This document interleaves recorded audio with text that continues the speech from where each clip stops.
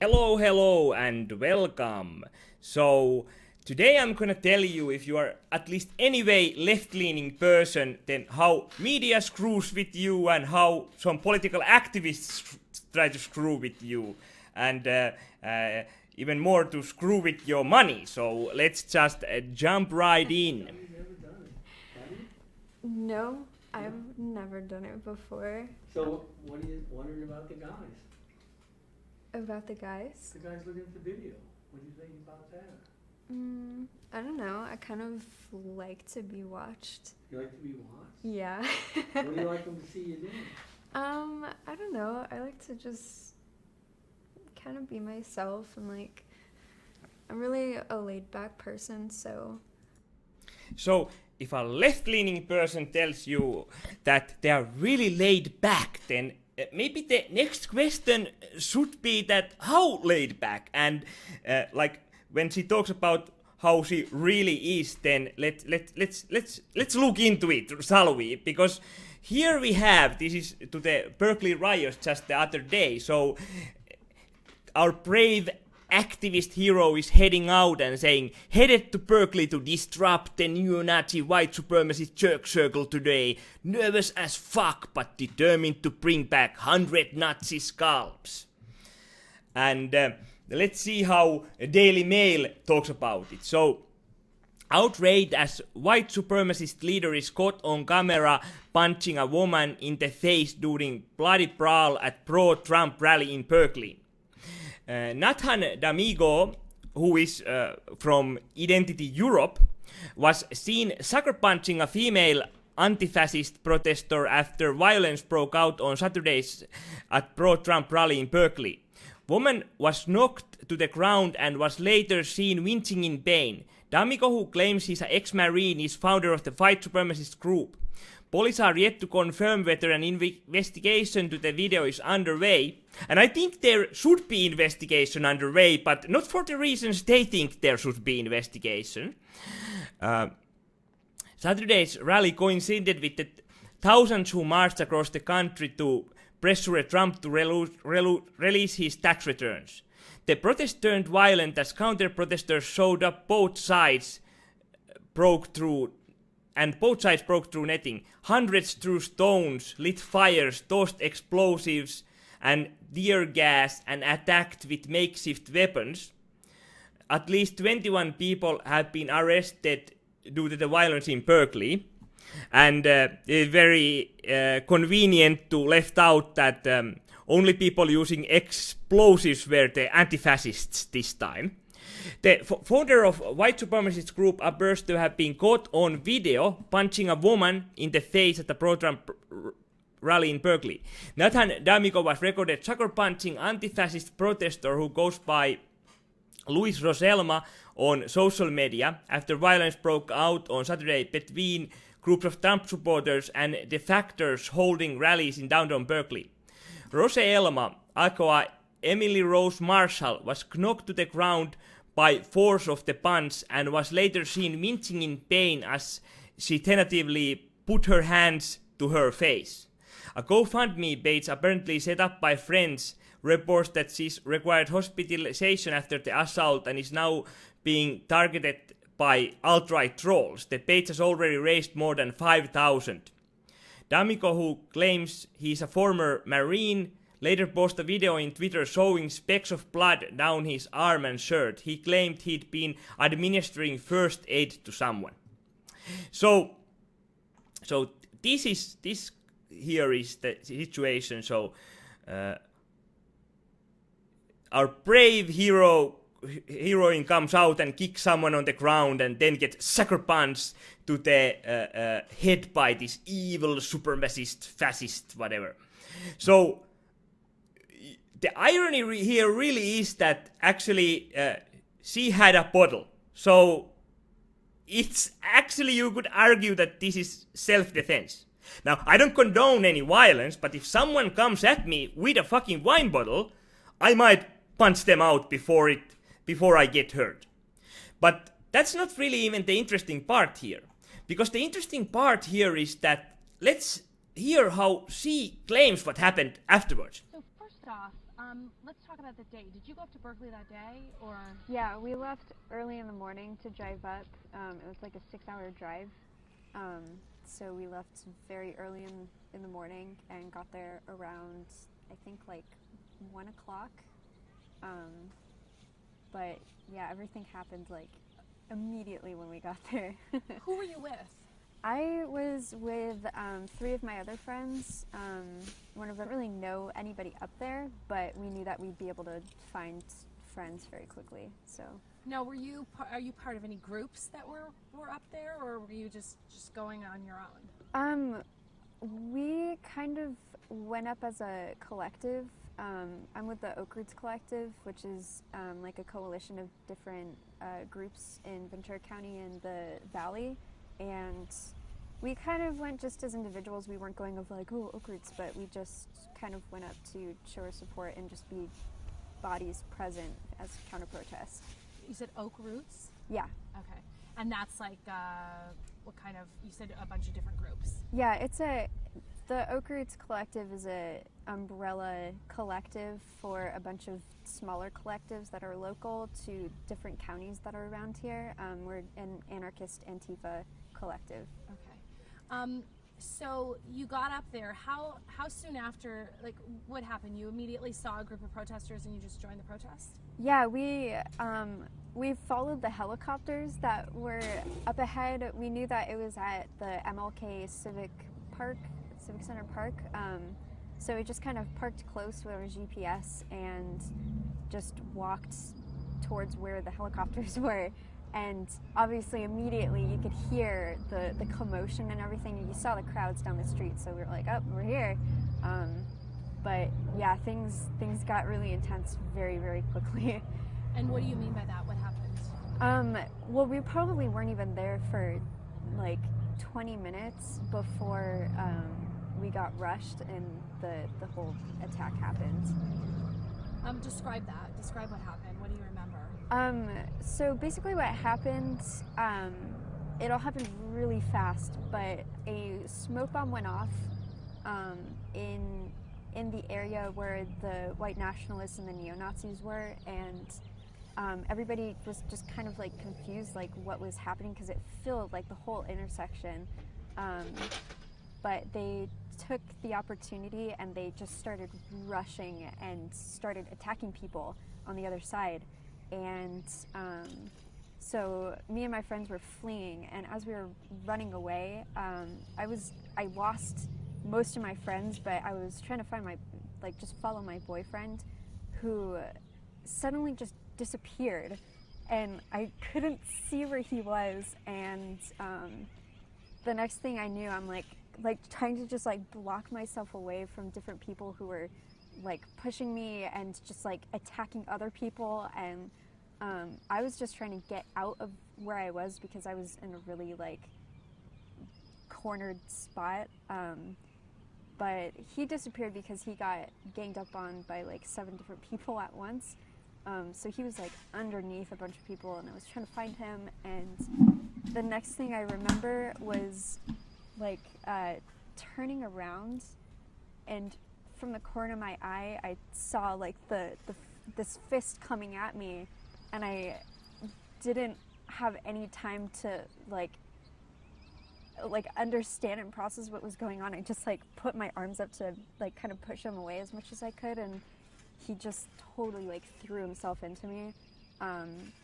He punched me like right on the bridge of my nose, which it kind of cut it a little bit, but it's already kind of healed.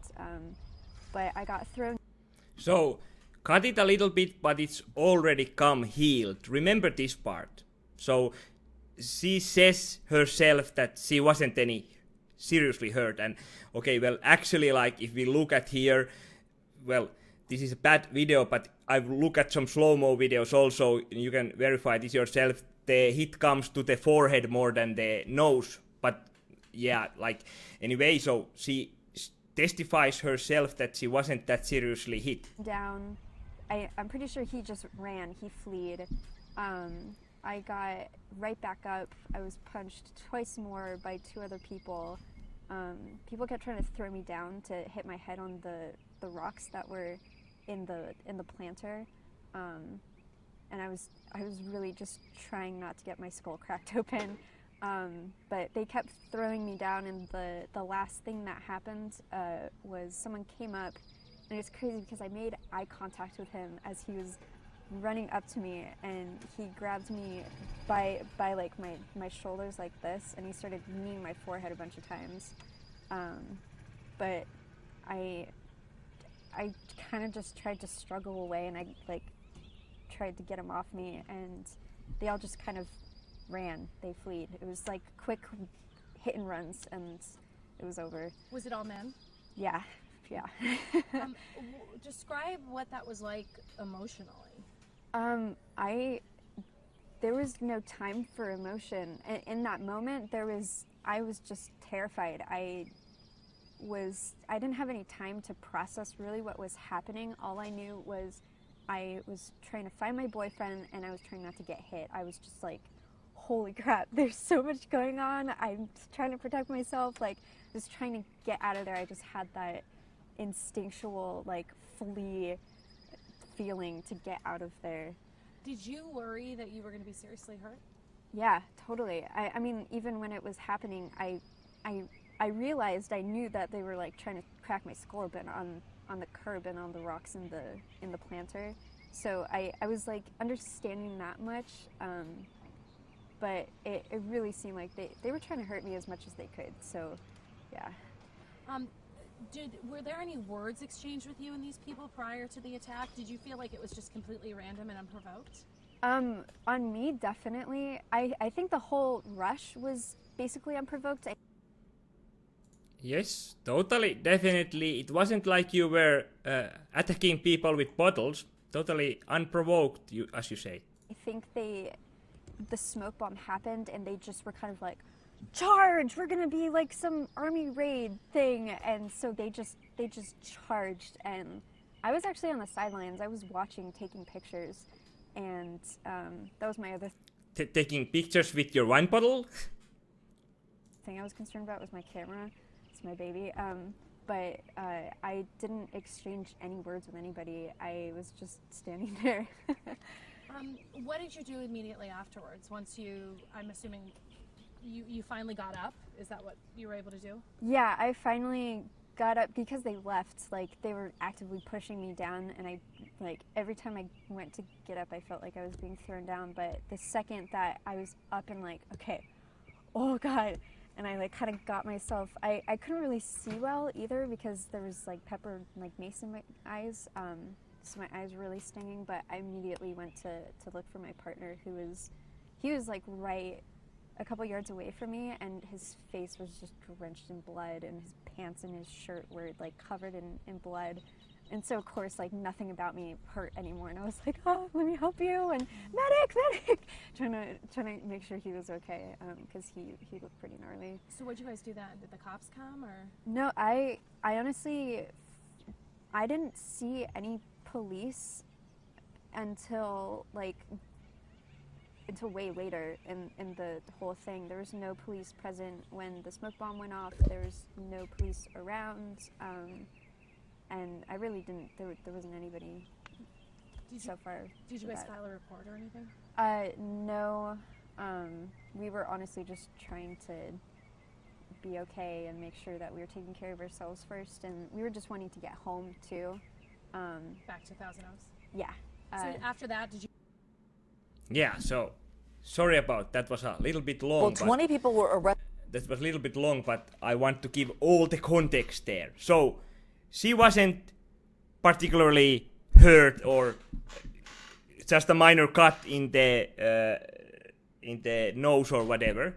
But then there is this GoFundMe that has $5,598 for the hospital expenses because this girl was hospitalized by Nazis. This is not true. Like, this is total scam of a fundraiser because there are no expenses because she never went to hospital and she said herself that it wasn't that serious of a thing. So let's just see if there is like some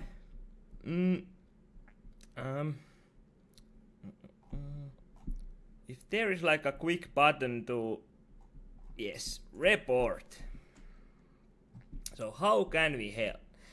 I want to report a campaign.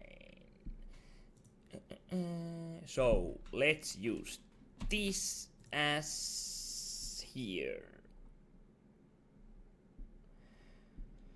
My name. Well, I'll add that. An email. Make a selection. Yes. Explain. I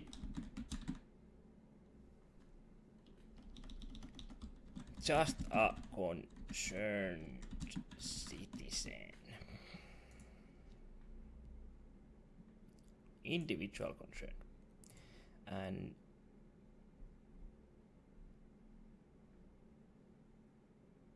I think this might be right, and yes. So, according to her own words, no hospital was needed, did not have serious injuries. This GoFundMe is total fake scam. And I'll add these later.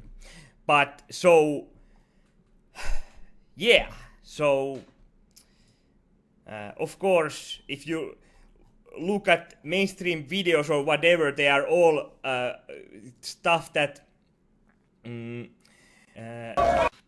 videos that Antifa people are getting hurt, and very biased looks at it. And I suggest that you actually read this through yourself and look into this stuff. But I can just, it seems very obvious that this is very odd situation where totally this guy hitting this girl wasn't unprovoked, and from like backside when this guy saw her, then he in his own words or maybe someone from her organization said that couldn't even be sure that she's a she, because if you look at from the backside it could be easily as some male, but that's not even the point. Like Antifa is this organization that thinks that we should live in genderless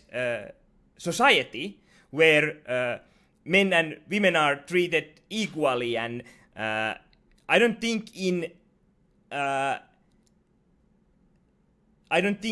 like this kind of street fights you can really go and ask everybody's gender, but you shouldn't assume their gender either. So because of that, then do you really want gender equality? Because if genders are equal, then why not hit women if you hit men or whatever? Like, what's the difference there? Now certainly we should feel really sorry because it's girl being punched, but then genders are totally like